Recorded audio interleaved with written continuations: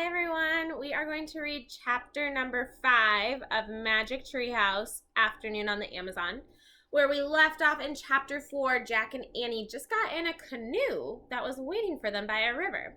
They were escaping from some very scary flesh-eating ants. So let's see where this canoe and this river takes them. This is chapter 5 and it's called Pretty Fish. Squeak! Annie patted the little mouse in her pocket. "It's okay, Peanut. The ants can't get us in the river. We're safe," she said. "Maybe safe from the ants," said Jack. "But where is this canoe going?"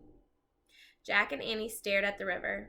Branches spread over the water. Vines and mosses hung down from them. "We'd better look this up," said Jack. He pulled the rainforest book out of his backpack and flipped through it. Soon he found a picture of a river. He read, "The Amazon River stretches over 4,000 miles from the mountains of Peru across Brazil to the Atlantic Ocean. The river basin contains over half of the rainforest in the world." Jack looked at Annie. "We're on the Amazon River?" he said. "That's more than 4,000 miles long." "Wow," whispered Annie. She looked at the river. She trailed her hand through the water. "I have to make some notes," Jack said. He pulled his notebook out of his pack and he wrote, "The Amazon rainforest is..." So you can see he started to write. Something stopped him. "Jack, look at those pretty fish with the teeth," Annie said. "What?" Jack glanced up from his writing.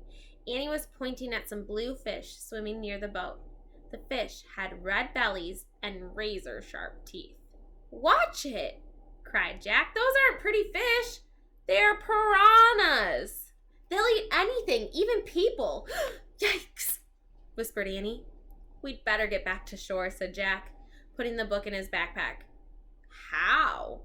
said Annie. "We can't go in the water now, and we don't have any paddles." Jack tried to stay calm. "We need a plan," he said. Jack stared at the river. The canoe would soon float under some vines. "I'll grab a vine," said Jack, "and pull us to shore." "Good idea," said Annie. As they glided under the branches, Jack stood up. The canoe rocked, and he nearly fell out. "Balance the canoe," said Jack. Annie leaned to one side. Jack reached. He missed. The canoe floated under more branches. Jack reached for another thick vine. He grabbed it. It was cold and scaly, and it wiggled and jerked. I'm looking at this picture, and I'm thinking, I don't know if Jack grabbed a vine. Do you see what Jack grabbed? It's a snake! That is not what he meant to do. "Ah!" Jack screamed and fell back into the canoe. The vine was alive. It was a long, green snake. The snake fell from the tree. It splashed into the water and swam away. "Oh, man," said Jack. He and Annie stared in horror at each other. "Well, what now?" said Annie, making a face. "Well," Jack looked at the river. There were no vines up ahead, but there was a big branch floating on the water. Grab that branch near you," said Jack. "Maybe we can use it for a paddle." The canoe floated closer to the branch. Annie reached for it, but suddenly the branch rose to the air. It was a crocodile. "Ah, help!" screamed Annie, and she fell back into the canoe.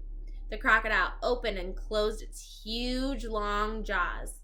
Then it moved past the canoe and swam up the river. "Oh, man," whispered Jack. A screeching sound split the air. Jack and Annie jumped. "Help!" said Jack. He expected to see another terrible creature, but all he saw was a small brown monkey hanging by its tail from a tree.